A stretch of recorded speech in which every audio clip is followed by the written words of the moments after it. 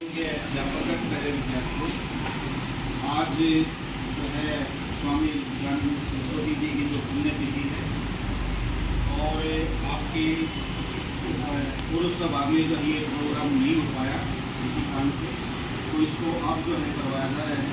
और इसमें इन्होंने जो है स्वामी जी ने हमारे को मूर्ति पूजा का विरोध करना सिखाया और उन्होंने जो है बाल विवाह के ऊपर काफ़ी जो है ऐसे समाज सुधारक कार्य किए जो आज हमारे समाज में प्रचलित हैं और उनके बताए हुए रास्तों के ऊपर लोग चल रहे हैं। और आप लोग देख भी रहे हैं कि अब जो है हम सनातन धर्म की तरफ जो है हमारा सबका जो ध्यान उधर हो रहा है। ये सारी जो है देन स्वामी जी की देन है और उनकी पुण्यतिथि जो है उसमें आप लोग सारी इकट्ठे हुए हों और आप सभी जो है उनके ऊपर अपने अपने विचार रखेंगे।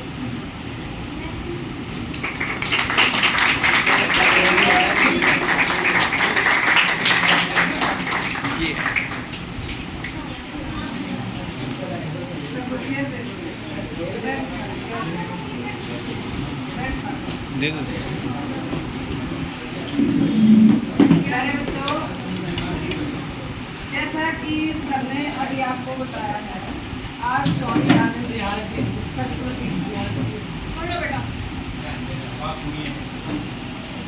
विवेकानंद जी की आज पुण्यतिथि है। वैसे उनका जन्म आज उनके बारे में मैं थोड़ा आपको बता देती हूँ। उनका जन्म 12 फरवरी 1824 में गुजरात के टंकारा में उनका जन्म हुआ और वे उनका जो मूल नक्षत्र में उनका जन्म होने के कारण उनका नाम क्या रखा गया? मूल शंकर उनका नाम था।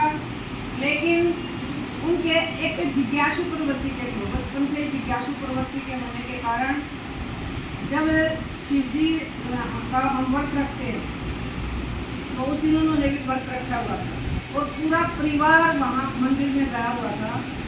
वो जाग रहे थे कि कब मंदिर में जो पूजा शुरू होगी। तो उस समय जब उन्होंने देखा रात को वहाँ पर बैठे हुए थे, इंतजार कर रहे थे, तो एक चूहा जो था वो शिवलिंग पर उछल कूद मचा रहा था, वहाँ पर रखे चीज़ों को खा रहा था, उछल कूद मचा रहा था। तो उन्होंने कहा कि अगर ये शिव हैं और इनकी उपासना में हम इतना समय लगा रहे हैं तो फिर ये अपनी हमारी रक्षा क्या करेंगे जब ये अपनी रक्षा नहीं कर रहे हैं। एक बालक के मन में ये बातें उठी और वो निकल पड़े सत्य की खोज। 11 साल की उम्र में उन्होंने सत्य को जानने की कोशिश की और उन्होंने सोचा कि मैं सच्चे शिव की खोज करूँगी। ये तो केवल पत्थर के शिव हैं, मैं सच्चे शिव की खोज में उन्होंने लंबी लंबी यात्राएं की। काफ़ी कुछ वेद पुराण शास्त्र हर चीज़ के हर ज्ञान उन्होंने अर्जित किया, हर ज्ञान को कोशिश किया उन्होंने जानने का, क्योंकि जानना चाहते थे कि सच क्या है, सत्य क्या है। और उसी संदर्भ में उन्होंने काफ़ी जब घूमे इधर से, फिर उन्होंने सोचा कि मैं गुरु की खोज में निकलूँ और स्वामी विवेकानंद को उन्होंने अपना गुरु बनाया। विवेकानंद जी जो थे वो अंधे,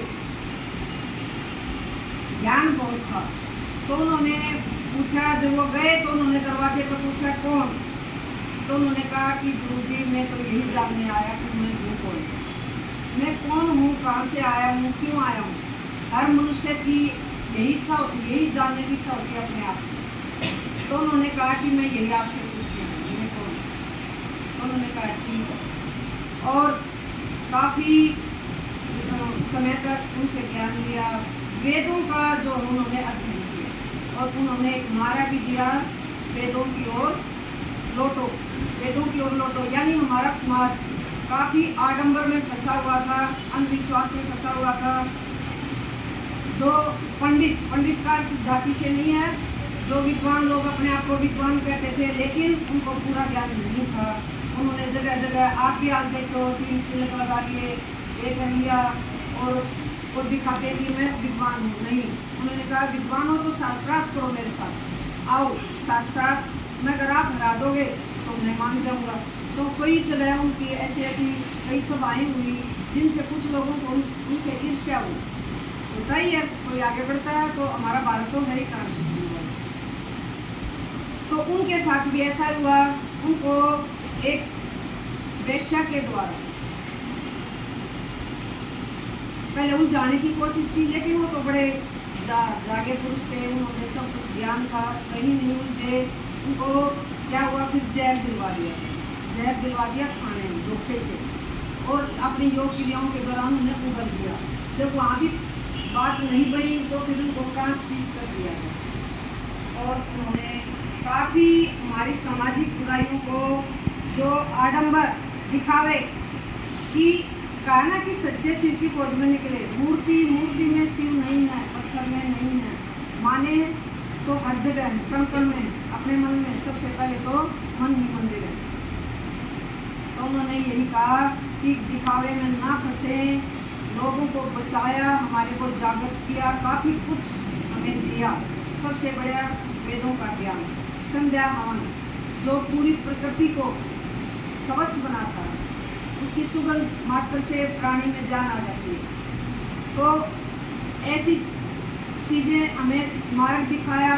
जो विधवा विवाह था वो उन्होंने लागू करवाया, बाल विवाह को रोका, स्त्री शिक्षा पर उन्होंने बल दिया, और यहाँ तक कि हमें हवन में बैठने की, यज्ञ में बैठने की शुद्ध औरतों को तो इजाज़त नहीं होती थी, उनको भी इजाज़त दिलवाई। और आज नारी का इतना सम्मान उन्होंने बढ़ाया, और उन्होंने गौरक्षिणी जो एक बनाई, जहाँ गौओं की रक्षा के लिए गौशालाएँ खुलवाई गई। तो उन्होंने काफ़ी काम उन्होंने किया। उनके एक शिष्य थे, तो उन्होंने 12 फरवरी 1824 में जन्म हुआ, और 30 अक्टूबर 1883 में इन्होंने आखिरी सांस ली। वो शायद लंबे समय तक रहते हमारे बीच में, तो हमें बहुत कुछ देकर जाते हैं। लेकिन आप सब बच्चों से एक ही प्रार्थना है, एक ही विश्वास है, आशा है कि उनके बताए मार्ग पर आप जरूर चलेंगे, क्योंकि आप आर्य समाज के बच्चे हैं। हमारे लिए वो काफ़ी कुछ कर गए, अब हमें ज़रूरत है उनके पद चिन्हों पर चलकर उनकी रीति को, उनके रिवाज को आगे बढ़ाने की। अंधविश्वास पर ना फंसे, मूर्ति पूजा का खंडन करें, आत्मा से परमात्मा को माने। और हमारे लिए अब वो रास्ता बनाकर चले गए, उस रास्ते पर हमें चलने की जरूरत है। इन्हीं बातों के साथ मैं अपनी वाणी को विराम देती हूँ, और कुछ बच्चे भी आपको उसके बारे में अवगत कराएंगे। और जय हिंद, जय भारत।